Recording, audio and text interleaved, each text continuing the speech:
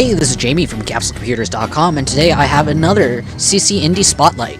Today we're featuring Hamlet, or the last game without MMORPG features, shaders, and product placement. Now, it's not actually an RPG. Hamlet, the game, is an adventure game. It will take you about 2 hours, and is roughly based on Hamlet the play by William Shakespeare. Now, Hamlet the game shares the same characters and the same backstories as Hamlet the play. However, the events that unfold in Hamlet the game are vastly different than Hamlet the play. As you can see, it starts out in the same sense as Claudius and Apollonius murder Hamlet's parents and seize the crown. But instead of being a really depressed, suicidal teenager, valiant Prince Hamlet is actually now the hero of a damsel in distress story, with a slight twist.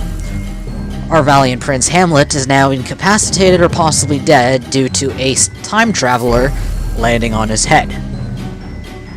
So now our time traveler needs to fix time because Hamlet was supposed to save Ophelia and it was his destiny, but now time and space is going to tear if Ophelia isn't rescued. So our purple-clad hero is going to have to fix this. So, we need to sneak into Polonius' castle and free Ophelia. Now, the gameplay with Hamlet is a lot of clicking. Because Mitch 2000, the developer, decided not to provide any, hints on where the hotspot in this game, finding the hotspots that you can interact with actually comes out with a lot of trial and error, just clicking around until you find something that you can interact with. Now, you can get hints in this game in two different ways. A very, very vague hint can be found by clicking our hero, so I need to find a way into Polonius' castle. The one thing I really don't like about this is you can see my cursor disappeared, I couldn't actually continue on the game. Now, there are a lot of parts in this game that I found that I was just clicking randomly, trying to figure out what could be clicked and what couldn't be clicked. And I clicked on our hero a lot, which meant that I actually did waste a little bit of time being locked in, just trying to move forward, but stuck waiting out our hero's hint. Now, if you're still stuck after receiving our hero's hint, as you can see here, there's a little question mark that is slowly filling up. After a certain period of time, you'll be able to get a more specific hint. It won't tell you exactly what to do, but it'll give you a good idea on the route you want to follow. So just to save time, I'm just going to do this mostly by memory. So we're going to summon a bird here. And as you can see, there isn't much in the terms of background noise in Hamlet. It's very quiet. It's almost all sound effects, which I guess for some people is good, but personally I like a little bit of sound. I like a little bit of background music to my game.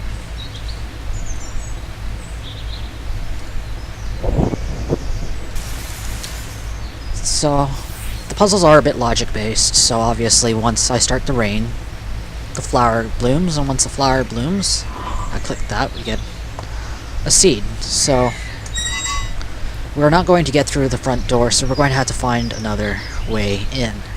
Seems like the sewer pipe will have to do. Click on the bird again.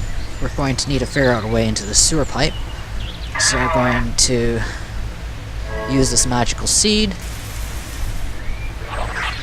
and use it as a ladder and hop right in.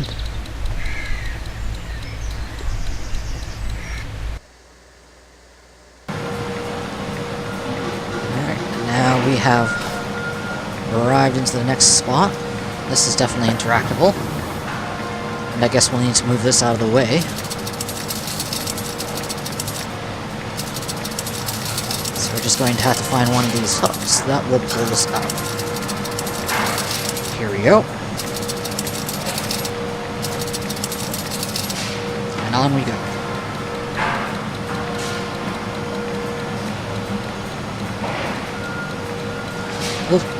The overall quality in the puzzles in Hamlet are pretty good. They're actually very, very logical. I mean, even the ones that are a little... I found that I was really stuck on, and I was going, okay, what am I supposed to do? What am I supposed to do? In the end, actually, when I did look back on it, I thought, yeah, actually, that does make a lot of logical sense. It just didn't make sense to me at the time. So, here's some hints on what the password's going to be. This one actually stumped me quite a bit.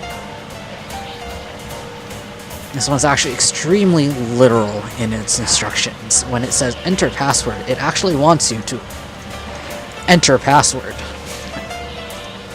So we're just going to enter that here, and we're going to get access to the next room. So, Polonius has been reinterpreted as an alien man in I guess a metal suit. He's not letting us in, so we're going to have to figure out a way to force our way through.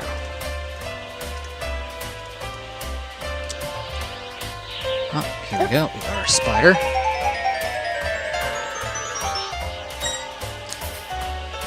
That was a really nice touch that this is actually one of the few areas that does have background music, and it's actually a really tacky muzak you would hear in an elevator. Alright, so each act, there's 5 of them, ends with a boss fight of some sort. As you can see, in classical boss fight style, we've got Polonius' name on top and a health bar. And we also have Fair Ophelia, who we are going to have to rescue. Unfortunately, I just did a really, really terrible job of rescuing her, but we're going to have to deal with Polonius first. So just to show you, if I click on Polonius, he is not going to let me get away with this. So we're going to have to